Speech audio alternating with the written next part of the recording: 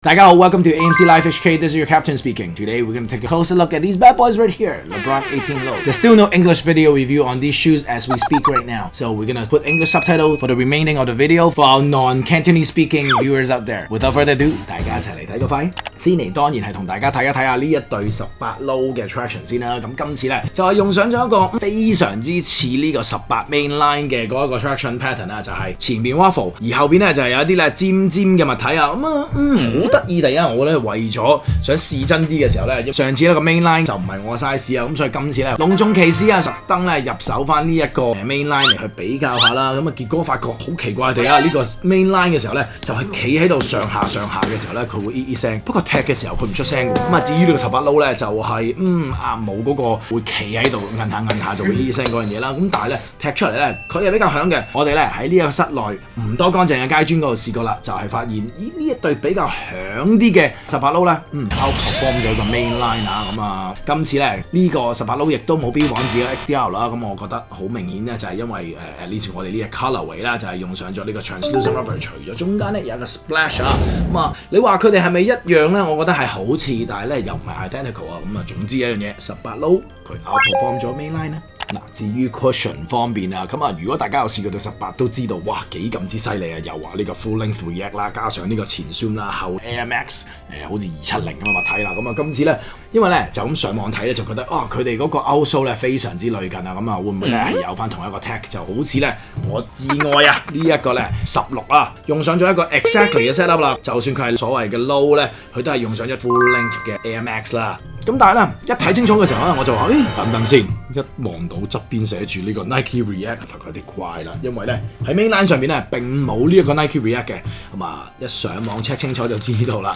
唉，原來咧佢係攞走咗個 zoom 啊，今次亦都咧本身咧喺呢個 mainline 上邊咧呢啲窗口會見到 zoom pad 嘅地方咧，佢亦都冇再標榜。咁大家都明白一樣嘢嘅就係 Nike 咧，佢如果寫住自己有嗰樣嘢咧，佢就會有；佢如果冇寫咧，一定係冇噶啦。咁所以今次咧呢個 low 咧就真係變咗 lower budget 咁嘅意思啊。咁啊，不過着落去嘅時候咧，發覺呢個 react 都非常之 firm 同埋 responsive 啊。而呢個後邊呢個 MX 嘅位置咧，都係有一個非常之有 impact protection 嘅感覺啦。咁啊，同埋加上佢呢個中間咧呢一柱位咧就係用上咗呢個 react 嘅。咁啊踩落去嘅時候 overall，我覺得咧呢個如果係當佢一對 react 加呢個 MX 嘅一個 setup 啦，咁我就覺得係唔錯嘅。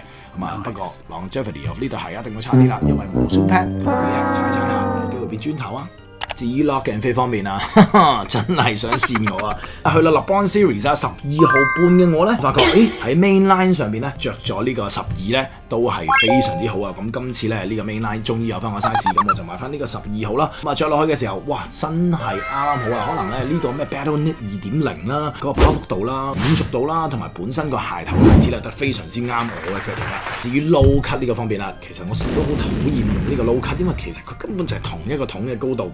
Anyway 唔緊要，通常咧去到 low cut 嘅時候咧，我都要買大半個碼嘅，咁啊，所以而冇半碼嘅香港啦，咁就變咗係13號啦。咁啊，今次呢個18 low 咧都唔例外啊！我着落去嘅時候發覺，原來咧呢兩對鞋咧真係上邊嘅 upper 咧用上咗唔同物料咧，自然呢個 fit 都係非常之唔同啊！我都會建議大家，如果你有機會試過 Lebron 呢個18 mainline 嘅話咧，咁我覺得你可以咧買大半至1個碼啦，就去 fit 翻呢個 low 啊。而 lockdown 方面啊，明顯地啊呢一個冇 firewire 啦，同埋冇呢個 Battle Knit 2.0咧，咁喺呢個 lockdown containment 上面咧係比較削少少嘅。咁啊去嘗試啦，加咗呢啲咁嘅 sport tape 喺上邊啊。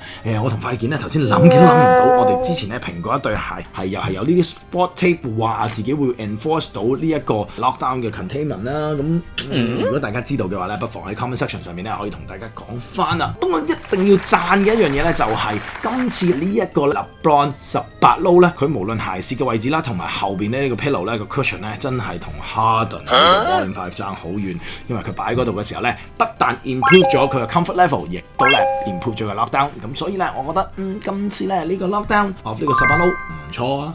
至於 support 方面啊，咁18 low 係 low cut 啦，咁其實 mainline 都係 low 啊，咁但係真係冇辦法啦，都係咁叫啦。不嬲都知道嗰一個所謂 low 唔 low cut 咧，對於呢個 ankle support 咧，其實係唔多幫助㗎啦，除非你戴 ankle brace 啦。咁啊，不過留意翻啊，因為頭先講過啦，嗰個 cushion pillow 咧都頗一口，咁所以如果要留位俾 ankle brace 啦，咁真係可能要帶埋嗰個 ankle brace 去鞋鋪試，或者咧其實而家 online 撳咪得咯。如果唔啱嘅話咧，可以換翻 size 嘅。至於咧呢個鞋頭嗰方面啦，非常之 supportive 啊！我自己覺得咧喺 outright 嘅位置咧，佢有一次咧佢 outperform 咗 mainline series 啊。由於 mainline 咧佢其實已經成日標榜自己咧已經有 core feel 啊，盡量有咁貼地得咁貼地，但係咧佢有咁多 tech， 有咁多 cushion 喺裏邊咧，的而且確咧佢係 pretty off the floor。咁啊，今次咧呢一個 low 啦，咁可能佢真係叫 low profile 呢個 low 啦，唔係 low cut 個 low 啦。咁啊的而且確俾我感覺咧係貼地好多啊，咁所以穩陣度我覺得呢個 support 係唔錯嘅。咁啊至於喺鞋身嘅後邊咧就係有一個都頗為硬淨嘅 heel counter 啦。咁啊無論佢喺裏邊嘅 cushion pillow 啦，同埋出邊咧其實都有 enforce 咗啊。至於呢個鞋踭嘅位置咧，就好似一個吸位咁嘅物體啦。咁但係咧對於 support 嚟講，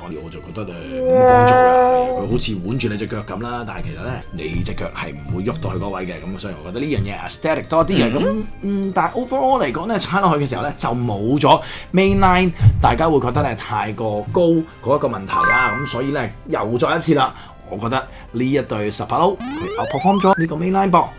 跟住咧就係同大家睇一睇下 material 啦。咁啊睇 material 之前當然要報一報價啦。快見呢對18 low而家買幾多錢啦？1299冇錯啦。喂 J 部等緊你翻嚟啊！你應該今日考完試噶啦。咁啊 anyway 啊，抵唔抵就真係我哋一陣間再講啦。咁啊鞋身上面冇 battle knit 啊，咁啊用上咗咧呢一個懶係扮晒鋼散布嘅物體啦。咁其實都係只係一啲合成啦，或者係好多拉郎線喺上邊啦，做咗一個 enforcer 咁就唔係有之前 KD 嗰一個 XVIII lacing system 啊，定係咁樣，佢冇嗰樣嘢嘅。但係咧着落去嘅時候咧，就係有一種 stiffness 啦。咁啊我自己覺得啊，着嘅時候咧係頗難着嘅，但係 at the same time 啦，因為咧佢係都幾 sturdy， 咁俾人有一種 solid 嘅感覺嘅。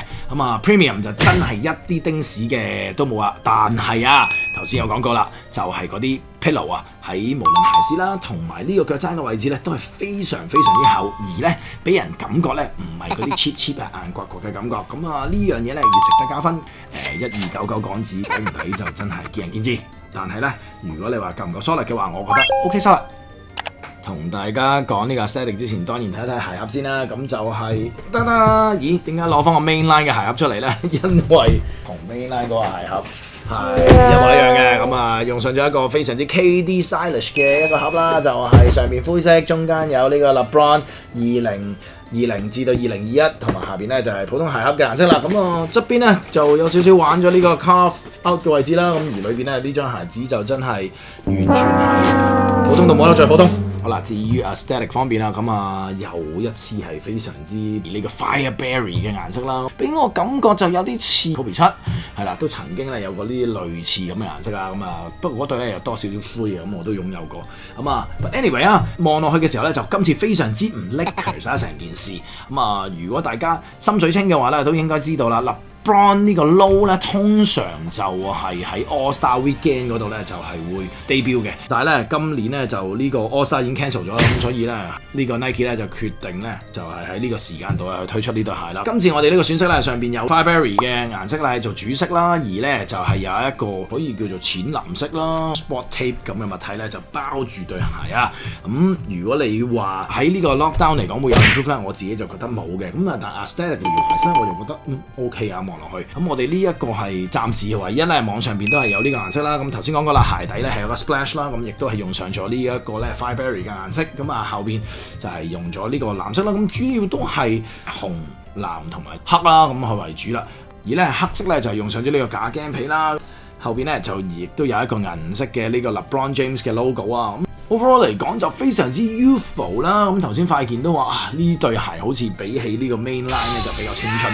不過一樣嘢一定要講嘅就係 aesthetically wise 咧，主線咧今次好流暴啊，又有翻嗰種咧 Lebron 15同埋17咧嗰種非常之 bulky 啊。咁所以點解我上年會 skip 咗17咧？就係因為嗰個 bulkiness。咁啊，今次呢個18咧都係仍然繼續 bulky。咁但係去到呢個18 low 咧就好明顯咧 slick 咗好多。仲有就係呢個視覺上邊，由於有兩條 blue tape 喺度咧，咁就會成件事咧令到你隻腳咧更加 slim、更加瘦長啦。咁所以咧 aesthetically wise 咧，我覺得呢個 design 咧唔錯嘅，不過可能咧選色咧就又要等下啦。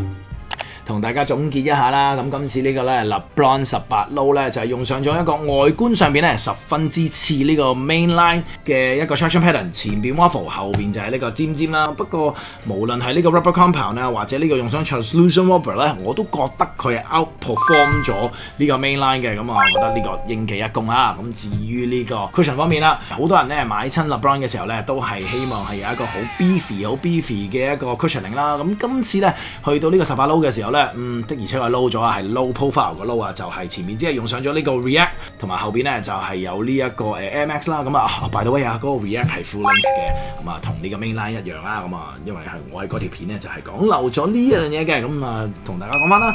不過咧對於我哋呢啲凡人嚟講咧，其實我覺得呢個 cushion setup 咧已經夠到突晒出嚟㗎啦。咁同埋呢一個 react 咧踩落嘅時候咧都非常之 squishy 得嚟咧，亦都 responsive 嘅。不過 react 始終係一個 foam 啦，咁佢冇喺一個 airbag 裏邊，咁啊可能呢個 longevity 咧，即係 durability 咧就會差少少啊。咁啊至於呢個 lock and fit 方面啦，記住買大翻半個碼至到1個碼，因為咧係窄嘅。而呢個 lockdown 方面啦，好普通嘅 lacing system 啊，咁啊完全係幫助唔到太多鎖定嘅。但係咧由於佢呢個鞋舌嘅位置嘅 padding 啦，同埋呢個 Achilles pillow 咧就相當之厚啊，咁啊加埋呢個好普通嘅鞋帶咧，竟然就係有一個咧非常之出色嘅 lockdown 啦。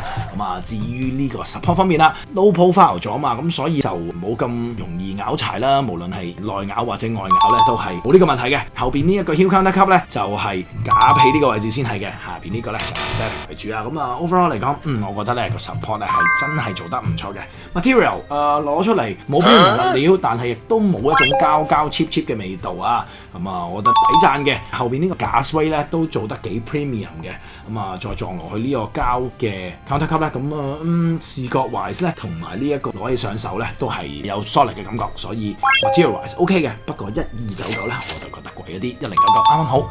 咁啊 aesthetic 方面呢個非常之青春啲嘅 look 啦，同埋咧因為呢個 sport tape 咧令到嗰一個鞋頭咧就係尖咗啦，望落去咧其實真係幾舒服嘅。不過顏色上面啊就可能要等一等啦。如果大家想要啲低調啲顏色，或者係啲 Lakers 啲顏色啦，呢個 Fireberry 顏色咧就未必幫到你啦。Lebron 咧今年啊同呢個 Lakers 咧就打到真係非常之厲害啊！琴日咧塊件咧就喺度問我啦，話喂見到新聞啊對住呢個 Denver Nuggets 啊就話佢哋係咪唔齊章啊？點解會輸得咁慘嘅？我話其實佢都齊到不得之了啊，仲要 Jokic 咧完全係 career year， 但係對住 Lebron 仍然仲喺 prime 嘅 Lebron， 再加埋呢個 AD 咧，同埋呢個已經磨合咗1年嘅 Lakers 咧，真係非常之厲害啊！咁啊，今年嘅冠軍咧，佢哋贏咧係應份嘅，係俾佢哋輸嘅咋。但係咧喺球場上邊會俾大家見到 Lebron 着呢一對鞋嘅機會咧，我自己本人就覺得唔多啊，因為始終個 cushion 咧真係 reduce 咗啦。咁 for 佢嚟講咧，我真係覺得嗰個 main series 嘅鞋咧啱啱好啊。咁啊 for 我哋咧呢對夠㗎啦。好，今日時間差唔多，記住係買嚟着嘅，選擇 meant to be worn。如果大家中意呢條片嘅話，記得 like share 同埋 subscribe 翻我哋 channel 咯噃。仲有係啊 IG 啊，記得 follow 翻。好，祝福大家，耶穌愛你哋，下次再同大家評到其他鞋或者其他嘢啦，拜拜。